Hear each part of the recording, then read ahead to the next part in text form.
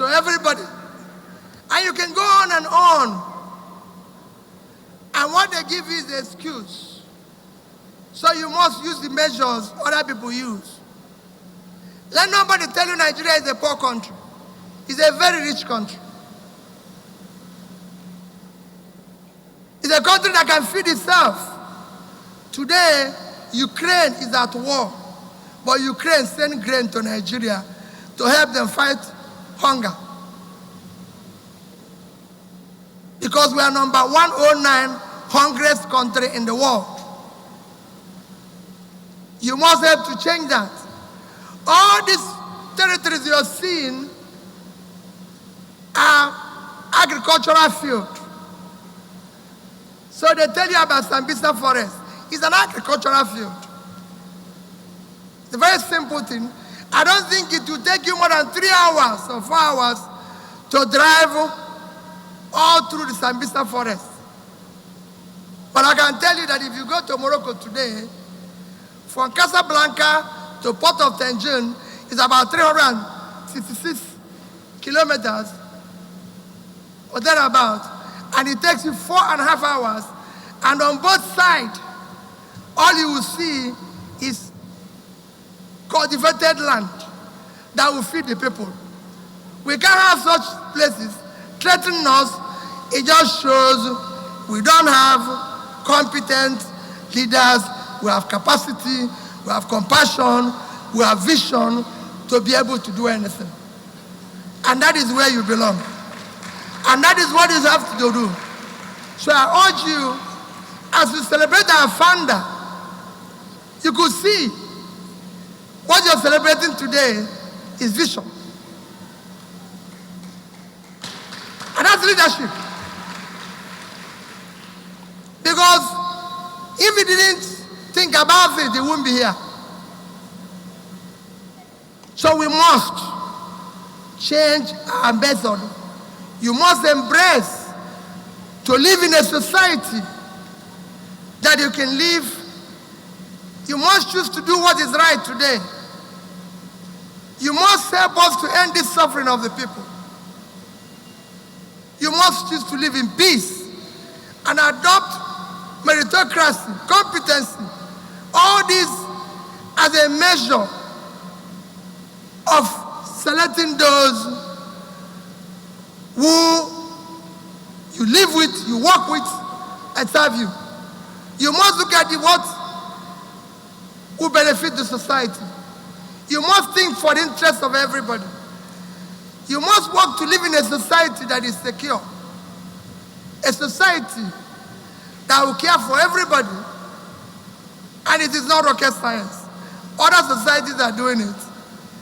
But it requires people to change their conception and perception and think in the right ways and use the proper ways of measuring development, not adopting their own, not creating their own sin, where you say, Peter Obi, you're not doing well. He will start shouting at everybody. I say, I know what I'm doing, and what I'm doing is right, or you don't know where I made this country, or do you know what I saw when I came? That is not leadership. Leadership is to say, I'm wrong. Let's do the right thing. Because you're wrong. Nobody knows everything except an idiot. Leadership is about listening. It's about living a life that is exemplary so people can see it. You don't live a life that is wrong and refuses to change. A leader must be a learner. He must listen and he must learn and be able to make the right choices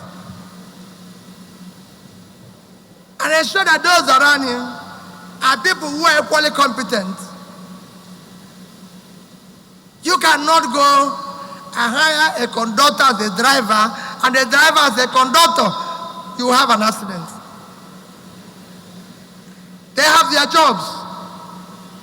Everybody must do his job. I hope the pilot will take me back. I'm not a pilot. I cannot do his job. And I can tell you, The young girl that flew me here is not more than 27 years. And when I saw her, I said, young girl, how long have you been flying? She said, 2 years. But I entered because he was a qualified pilot. I don't have to say, hey, my daughter is older, please, I won't enter your plane. No. Because she's qualified. And that's the type.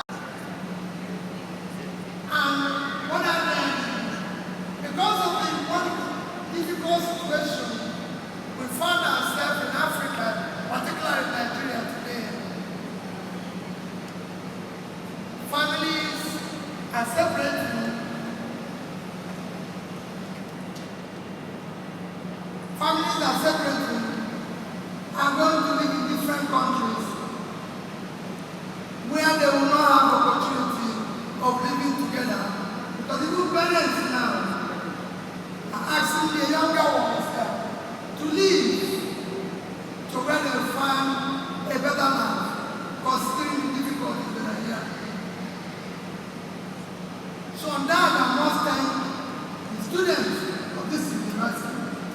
And then the parents that are here. You must congratulate yourself. I know some of you want to jump, but please, thank you for being here.